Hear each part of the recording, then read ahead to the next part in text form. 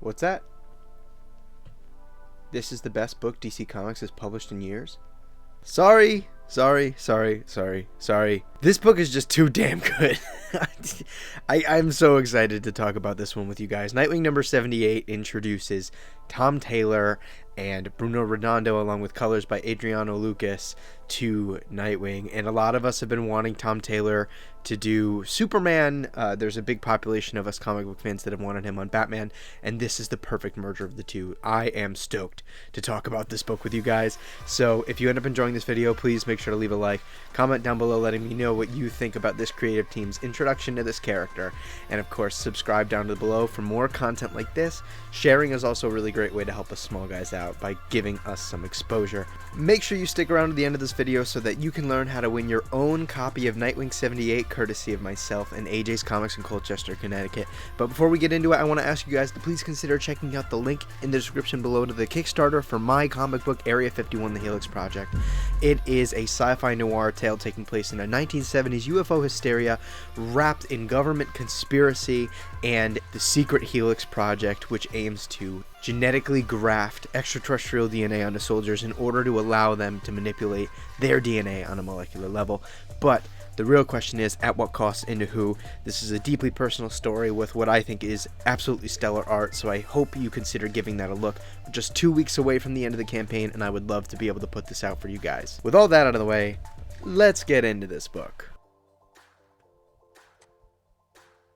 Nightwing number 78 opens up on a snowy day in Gotham Heights Park years ago, with Nightwing's internal monologue of the present juxtaposed over top. Dick has never liked bullies, and of course we watch a memory from years ago as an old classmate gets shoved down into the icy ground. A young Barbara Gordon does her best to act as the first line of defense against Shelton Lyle and his rich gang of douchebags. See, he came from money. The kind of money generated from his dad's insurance company known for not paying out. Yeah, you can definitely make your assumptions here. Dick Grayson appears on the scene only to be met with Shelton's cruel comments about the death of his parents. Thing is, after Dick lost them, there wasn't much left that could truly hurt him. Our young hero gives Shelton one last chance to walk away before taking a series of verbal jabs, followed up by Lyle taking a swing of his own. Dick simply ducks, throttling the back of his head up in a smooth, graceful movement. Shelton's posse swarms around Dick and Barbara as a GCPD patrol car pulls up in the distance. See, Lyle claims that his dad owns the police, but Barbara smiles as her father stands tall behind her. Detective Gordon ends up driving our young protagonist home, and while he expects to be reprimanded, Alfred applauds Dick for his upstanding character. According to him, it takes a different hero to help without a mask. As we cut back to the present, a cruel pack of thugs terrorize a small dog on the streets of Bloodhaven. Grayson's monologue elaborates on the nature of how the cruelty we've been exposed to in both this moment and the flashback breed more cruelty. Luckily, Nightwing arrives on the scene and for a moment lacks the wit out of pure disgust for the lowlifes before him. One of the goons yells out, saying that they were just having some fun, reaching for a pistol in his breast pocket and pointing it at the dog. The former Boy Wonder thinks fast, swatting away the pistol with one of his Eskrima sticks, leaping from thug to thug, disarming them with ease, all the while returning back to his usual quippy self as he says that he refuses to let anyone shoot the dog, because in his experience, it may end up losing its memory and driving a cab. With or without amnesia, a dog shouldn't be behind the wheel of a car, referencing his own recent identity crisis as Rick Grayson, after getting shot in the head. Nightwing easily dispatches of the crowd with ease, and with his brief moment of quiet, he extends a gentle hand to the pup. The untrusting dog sinks her teeth into his hand, but he smiles, finding a sense of kinship relating back to his early days as an orphan. Grayson takes hold of the pup and flies off in search of a vet and some stitches for his hand. Somewhere just outside the seedy underbelly of Bloodhaven, the hulking Roland Desmond looks out onto the city skyline. He's soon met with the company of the city's police commissioner, mayor, and president of the city council. Desmond stands tall above the pack, expressing his frustration at how many of his operations have grown stagnant due to the mayor's failure to follow through on a few initiatives. Just as the mayor attempts to push back, Roland's monstrous hand reaches out, lifting him up by the skull as if he were weightless. Blockbuster sets an example, crushing the mayor's head in a discharge of brains and blood. It's then that he bends down to the councilwoman's height. warns her of what might happen if she were to misstep so grievously, and congratulates her on becoming the new mayor of Bloodhaven. What'll make things even more contentious for our protagonist down the line is that she is Melinda Zuko, the daughter of the mafioso that killed his parents. Back with Dick, we pick up just outside his apartment building, hand-stitched and dog properly cared for. Problem is, his monologue exposes his financial trouble, and even worse, someone is inside his apartment. Next thing we know, Dick is suited up in his Nightwing garb, leaping through the window in order to surprise whoever's inside. A pair of hands wraps around his arm, tossing him up against the wall. The hands in question are revealed to be Barbara Gordon's. Babs takes a moment to criticize him on the security of his home, has a loving embrace with the pup, but her real intent behind the unannounced appearance is that she was chosen to be the executor of Alfred's will. Moments later, Dick learns that he is the inheritor of a massive fortune accumulated by his former butler, and asks why in the hell a billionaire would fold his clothes and cook him food. But Babs says, well, that it's the same reason another billionaire might want to fight crime in Gotham and put his body on the line. It's what he wanted. In a heartfelt letter addressed to Dick, Alfred explains a few really key details. Given their line of work, he'd written one of these out just about every year, but the real kicker is that as Bruce's legal guardian, he was given a large amount of Wayne Industries stock and inherited a small share of the Wayne fortune. Between those and some wise investments, Alfred Pennyworth became perhaps the richest butler to ever butler. In this note, Alfred admits that he'd actually planned to come to Dick for advice on how to spend the money, because like Bruce, his mind is astonishing. He thinks in a way no one else can. He's an incredible problem solver in a world of problems. Alfred believed that he would see this inheritance as an opportunity to do good, because ultimately, he believes in Dick Grayson, in the boy that always stepped up to do the right thing, in the man that is tirelessly working to help.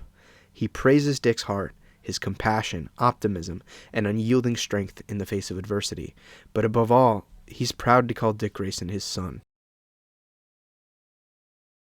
As this issue comes to a close, we pull into Upper Bloodhaven with Melinda Zuko not long after meeting with Blockbuster.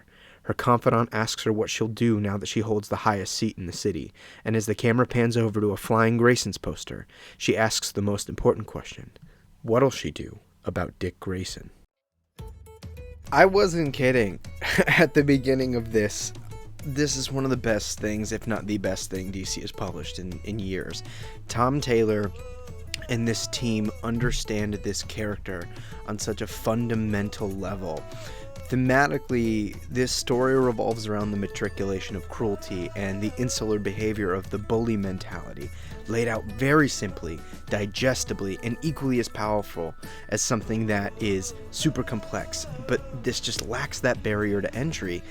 Taylor moves at a brisk, fluid pace in this issue, and it allows the art to do a lot of the storytelling and adeptly uses his text in order to further indicate character or theme or plot.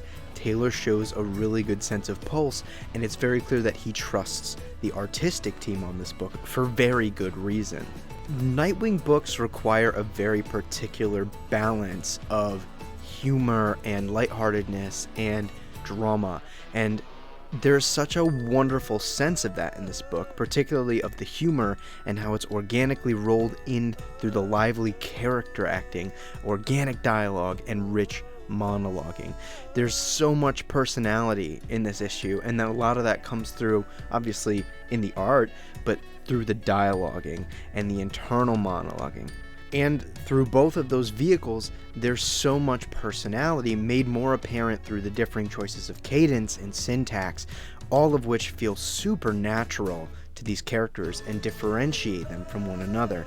This book is just packed with so much heart and character, with a little tease of the plot that is to come, and building this solid stock of suspense through the introduction of Melinda Zuko is really interesting to me, and obviously Blockbuster posing his own threat. I mean, do we even need to talk about the beautiful moment at the end of this issue, using the soul of the Bat family, Alfred, to put on full display what makes Dick Grayson special? I mean, we're just in this era that I think people forget about how great this character is, and about how he, for all intents and purposes, is Bruce Wayne's greatest success. And I just love the way that Taylor was able to make this very apparent without beating you over the head with it. It was just so nuanced, and being able to use Alfred's will as a means to do that just adds on a lot of emotional weight to this story, and it codifies everything he's trying to do there thematically and with the character. The art is also absolutely brilliant and is working in such beautiful conjunction with the script. There's such a vivid sense of motion and movement, and most importantly, expressionism through the brilliant character acting. Even when a figure is not the focus of a shot, Redondo continues to be cognizant of how he's conveying behavior through expression. And many artists would disregard the non-focal figures, but Redondo is constantly mindful of it, and it just makes this story visually excel. There's also this really great evocative use of zipatones to both give a classic comic book visual, but also to help frame the story amongst all of these bright, vibrant colors in a way that draws the eye. There's just a masterful use of layout and composition as well, and it's simple. To me anyways, I feel like this layout is very simple, but super effective, and works particularly well in tandem with his incredibly intelligent placement of camera and the way he sizes up the shot. Redondo always knows where the perspective needs to be in order to make the moment carry impact and significance in the story. I would also be remiss if I didn't talk about Adriano Lucas's colors, because they are stunning. They use an absolutely stunning palette of ocean blues, sandy yellows, and muddled violets as a base, and it sets up this contrast and gives this world a very animated feel. And what I love about that is oftentimes when colorists will use super high, bright contrast colors as their base palette, it can be a little bit off-putting, but there's a lot of nuance here in the way that it's gradiated or spread throughout. Beautiful combinations of washed pinks and blues to throttle the emotional end of this issue, or the yellows, greens, and blues in the blockbuster scene under the bridge. This is just a phenomenal issue from every single component, you know, in this story. This is like a 9.8 out of 10 for me. It absolutely blew me away. Overall, a wealth of emotion and character teeming with life and a side of suspense to keep us hooked, all of which made better by the mastery of visual design and narrativity through the art and colors. Point blank, you can tell this team loves these characters.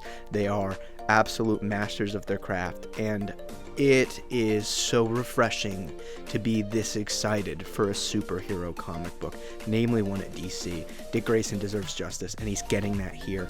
If you want to make sure that you enter and win a free copy of this book, courtesy of myself and AJ's Comics, all you have to do is like this video, subscribe down below, and comment down below letting me know what you think of the issue, why you might have picked it up, why you might not have, why you might be excited to read it. And here's how this is going to be laid down. If we can hit 25 likes in the first 3 days, it'll be a digital copy, 40 likes in the first 3 days, and I'll send you a physical copy. While you're down there commenting, make sure to go check out AJ's Comics.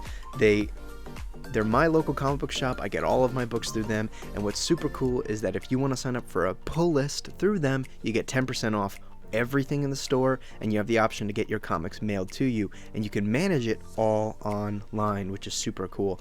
And even if you're overseas on a military base, you're still eligible for the free shipping component, so make sure you reach out. But I want to thank you guys so much for watching. This has been a fantastic book to read, and I hope you guys go check it out. Please go support it, and we'll catch you on the next video from Dark Knight Nation.